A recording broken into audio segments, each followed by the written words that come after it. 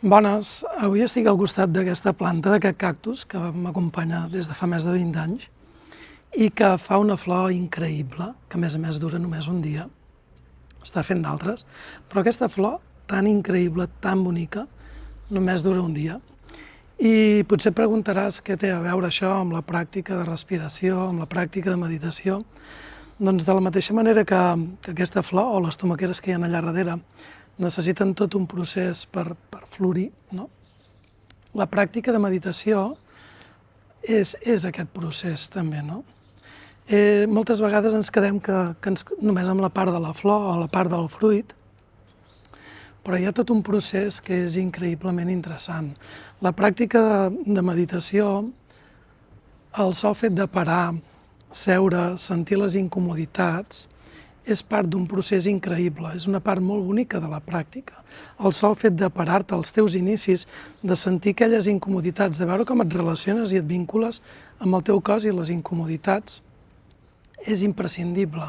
També la part de veure la teva respiració i vincular-te i relacionar-te amb la teva respiració, sentir com s'expressa, conèixer el patró de respiració és increïble. I una altra part molt increïble de la meditació és normalment estem amb la ment divagant tot el dia, un tant per cent molt elevat del temps, estem amb una part de la ment divagant i no cultivem altres qualitats de la ment com el discerniment, altres qualitats de la ment com la focalització, altres qualitats de la ment com l'estar present, l'observació. Llavors, la pràctica meditativa no només és per florir, no?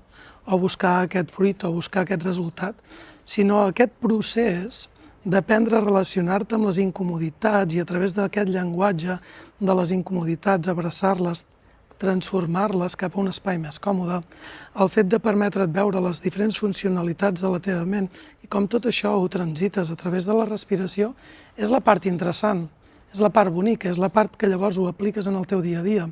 No es tracta només de florir, es tracta de connectar-te amb experiències boniques, sinó tot aquest procés que des del primer dia que tu comences a practicar i es va instaurant amb tu, és realment la part que et serveix, no? per gestionar la vida d'alguna manera conscientment. No?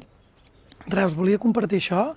De cara al setembre comencem un nou curs de meditació, una mentoria, no més que una mentoria, una comunitat meditativa on acompanyem el procés. Llavors, si t'interessa començar amb la meditació i trobar una família, una comunitat que acompanyi el teu procés, doncs a partir del setembre hi haurà noves dates que us farem arribar. Salut!